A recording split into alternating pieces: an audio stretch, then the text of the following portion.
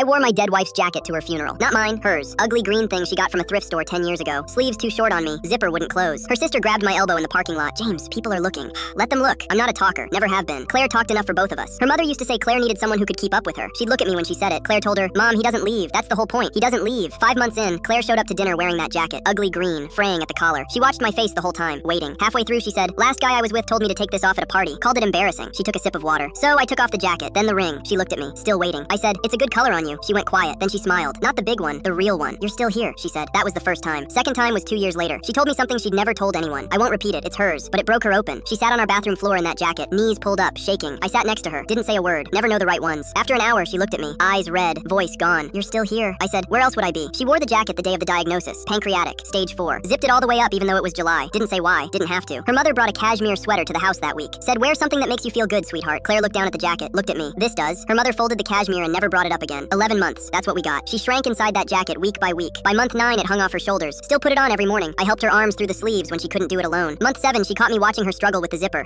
She looked up and snort laughed so hard she started coughing. Stop looking at me like that, she said. I'm not dead yet. I laughed. First time in weeks. Last week of her life. She couldn't sit up. Asked me to drape it over her shoulders. I did. She looked at me. Eyes barely open, but she was smiling. That smile where just one side of her mouth goes up. Same one she gave me across the table the first night I told her the jacket looked good. Same smile. 10 years apart. You're still here. I didn't know it was the last time she'd say it, but something in me did. Claire died on a Thursday morning. She was wearing it. The nurse asked if I wanted to keep her personal items. I said, don't take the jacket off her. She looked at me for a long time. Then she nodded. I got it back 2 days later in a plastic bag with her things. Morning of the funeral. I put it on. Her father gave the eulogy. Talked about Claire's energy, her smile, how she lit up a room. Used that phrase 3 times. Lit up a room. Didn't mention the jacket. Didn't mention me. I stood up after. Didn't plan to. My legs just went. I stood at that microphone and I didn't have a speech. I had the jacket. I looked out at the room and said, she wore this every time she was scared. Every time she needed to know someone would stay. My voice broke. I looked at the ceiling. I'm still here. That's all I said. Sat down. Her mother was crying. Not the angry kind. That night I sat on the edge of our bed holding it. Pressed it to my face. Still smelled like vanilla lotion. Underneath that, just Claire. My hand went into the left pocket. Not on purpose. She always put her hand in that pocket when she wore it. Something inside. Folded so small I almost missed it. Her handwriting. Barely legible. The letters shaking like they cost her everything to make. Left pocket. Closest to your heart. I'm still here too. Wear it when you need me. I'll stay as long as you do. I wear it every year on the day we met. Still doesn't fit. Zipper still won't close. She'd laugh at that. That ridiculous snort laugh where she'd cover her mouth and go red. I heard it 1,000 times. I'd give everything to hear it once more. She'd look at me in this jacket and say, you're still here. I am.